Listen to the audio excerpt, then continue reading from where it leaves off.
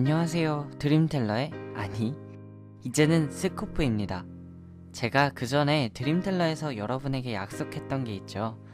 바로 B2B의 러브 해석입니다. 많이 기다리셨죠? 바로 그럼 시작해볼까요? 저 민감한 덕후 스코프와 함께 알아봅시다. 아직 B2B의 러브 뮤직비디오를 보지 않으신 분들은 꼭 한 번씩 보고 오세요.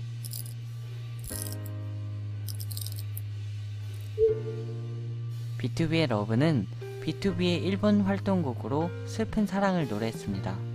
국화꽃을 들고 보라색 잔디 위에 앉아있는 여성은 B2B가 사랑했던 여성입니다. 보라색은 고급스러운 이미지도 있지만 명복, 극락, 죽음 등을 의미하기도 합니다.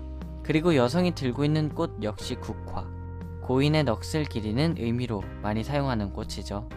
그녀의 뒤에 바닥이 네모난 창처럼 뚫려 있습니다. 그 창을 통해 푸른 하늘이 비쳐 보입니다. 이는 이 여자가 있는 세계가 현실 세계와 반대로 비춰져 있는 지하 세계, 쉽게 저승이라고 생각하시면 될 것 같습니다. 이민혁이 문을 열고 정원에 들어섭니다. 마치 천국으로 들어온 느낌이 듭니다.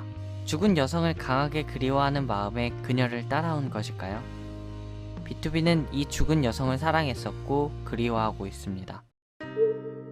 비닐로 쌓인 방은 더 이상 그곳이 사용되지 않는다는 느낌을 줍니다. 서은광이 침대에 누워 들고 있던 아이시대로 사랑해라는 글이 새겨진 목걸이. 이 목걸이가 바닥으로 떨어져 여성에게 닿습니다. 그 목걸이를 받은 여성의 옆으로 풍선이 떠오르는데요. 이 풍선을 기억해주세요. 여성은 유골처럼 보이는 흰 가루를 바닥에 쏟아버립니다. 거울을 보며 쏟는 것은 마치 자신의 유골을 스스로 쏟아버리는 것처럼 보이게 합니다. 이것은 나를 잊고 살아가달라 라는 의미처럼 보이는데요. 추억하지 말아달라는 이야기겠죠. 과연 B2B는 그녀의 바람대로 그녀를 잊을 수 있었을까요? 육성재가 보라색 국화꽃의 꽃잎을 썰어냅니다. 이 꽃 역시 국화의 한 종류인데요. 이 꽃을 썰어낸다는 것은 어쩌면 불경하게 보일 수도 있을 것 같습니다. 이런 행위를 통해서 나타낼 수 있는 것은 그녀를 그저 기리기만 할 수는 없다는 것으로 죽은 그녀에 대한 비장한 감정을 보여줍니다. 눈을 가린 정의론의 주변을 멤버들이 돌고 있습니다. 한국의 까막잡기, 일본의 메카쿠시오니 등으로부터 유래한 이 놀이는 눈을 가린 상황과 눈을 뜬 상황을 대비해서 만든 놀이입니다. 눈을 가린 것과 뜬 것은 확연한 차이가 있죠. 여기서 정의론이 눈을 가린 상황에서는 모든 멤버가 함께 있는 것처럼 느껴지지만 안대를 벗고 난 후에는 모든 멤버가 곁에서 사라져 있다는 것을 깨닫습니다. 프니엘은 빨간색의 알약을 땅에 심습니다. 빨간색은 피 혹은 생명을 의미하기도 합니다. 싹이 돋는 모습과 함께 새로운 시작을 의미하고 있죠. 육성재는 이렇게 케이크에 초를 꼽는데요. 행복한 축하의 순간 같아 보이지만 초는 49개, 불교에서 죽은 자가 7개의 죄목을 각각 7일간 심판받는다는 데에서 유래한 49제를 의미하고 있습니다. 그 기간이 끝나면 영혼이 저승으로 갈지 다시 윤회의 길에 오를지 정해지는데요. 이 모습은 49제가 끝나고 다시 그녀가 이 세상으로 돌아오기를 바라는 약간 섬뜩하리만큼 처절하게 그녀를 그리워하고 있는 모습을 보여줍니다. 이 모습은 영정사진 앞에 향불을 피워둔 것처럼 보이기도 하네요. 이런 마음들과 미련 때문에 B2B 멤버들은 함께하지 못하고 이렇게 떨어져 있습니다. 붉은 실, 인연이라는 이름의 실에 묶여있는 수컷 장수풍뎅이. 낭만적이라기보다는 가학적으로 보입니다. B2B와 이 여인의 인연이 이제는 잔인하게 변해버린 모습을 나타내고 있습니다. 창섭은 풍선을 들고 있습니다. 이 풍선은 그녀가 저승에서 뛰어올린 풍선인데요.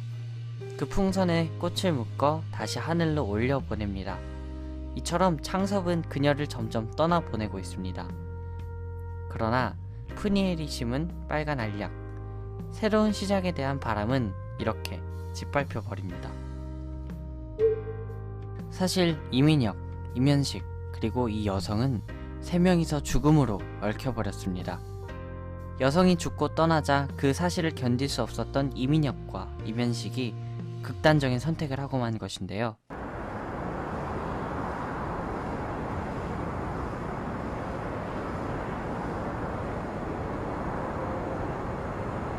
しい時には君の輝きが導く世界へ羽ばたいてゆこう 그래서 이렇게 국화꽃은 항상 새송이가 보이는 것이죠. 그녀의 유골함에는 잿가루 대신 사탕이 가득 차 있습니다.